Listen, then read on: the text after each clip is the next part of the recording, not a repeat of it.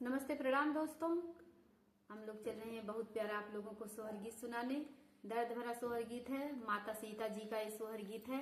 जब रामचंद्र जी उनको वन से घर से निकाल दिए थे, वन में धोबी के ताना मारने पे, तो उसी पे आधारित ये सोहर गीत है। आप लोग जरूर सुनिए दोस्तों। अपन प्यार दुलार आशीर्वाद दे हैं। तो दीदी बहनी अम्मा चाची बाबू भैया सबसे राम राम बाय, प्रणाम बाय। तो आप लोग जरूर सुनिए, अपन प्यार दुलार आशीर्वाद दे हैं फुल सपोर्ट से, और फुल वाच करके गाना सुनिए। तो चलिए सुनाओ। नमस्कार प्यारी प्यारी आप लोग भैया भाभी अम्मा चाची सबसे नमस्कार बा। तो चलल जा, बहुत ही प्यारा सोहर गीत बा, आप लोग सुन बा और पूरा सपोर्ट कर में, लाइक सब्सक्राइब मत भूलल जाए, जरूर कर बा। चलल जा, लाइक तो एकदम फ्री बाय, देते रहिए आप लोग। लाइक जरूर दिहल जाए दोस्तों। लाइक तो बहुत ही जरूरी है। लाइक आप लोग गाना भी सुनिए पूरा फुल वॉच और लाइक दीजिए। सावन भादो के महीनवा तय गरौर तड़कटा पकी दवा बरसटा पकी दवा बरसाइयो। सावन भादो के महीनवा तय गरौर तड़कटा पकी दवा बरसटा पकी दवा बरसाइयो। बहिनी रामा जी सीता के निकार तय गरुई गर्भ से गरुई गर्भ से बहिनी रामा जे सीता के निकार तय गरुई गर्भ से गरुई गर्भ से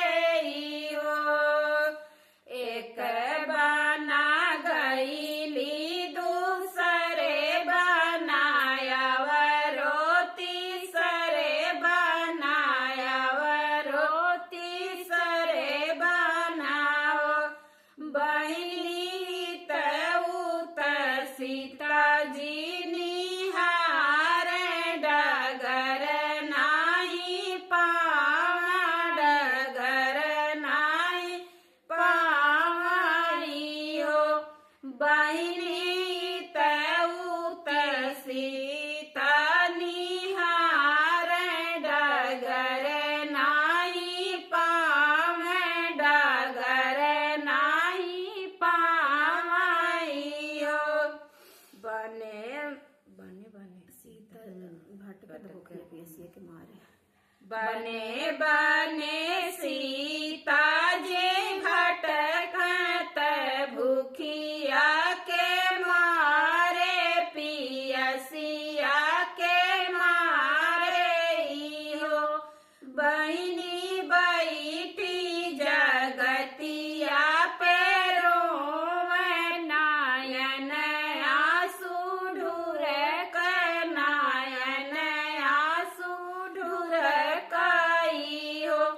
बहिनी बैठी जगतिया पे रोवे नायन आंसू ढूर कर नायन आंसू ढूर कइहो।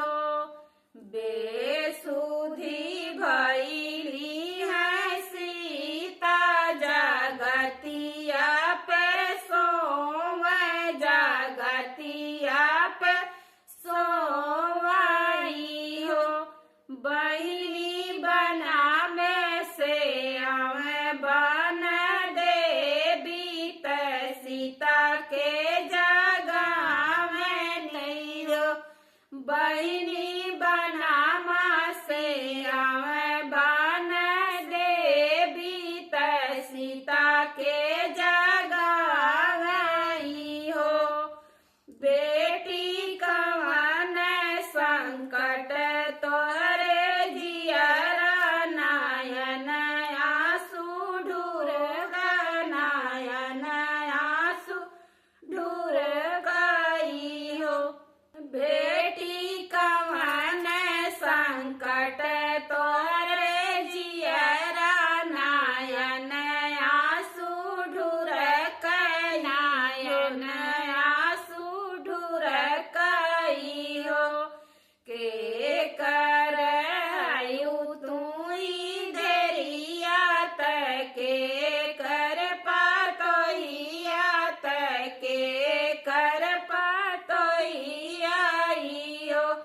बेटी कवन पुरुष संग ब्याही कैसे आई हो। बेटी कवन पुरुष संग ब्याही कैसे आई हो। राजा जनक जी के धेरिया दशरथ के बहुरिया दशरथ के बहुरिया हो। मैया अवध किशोर मोर रे स्वामी हो नहीं संगे ब्याही हो नहीं संगे ब्याही हो।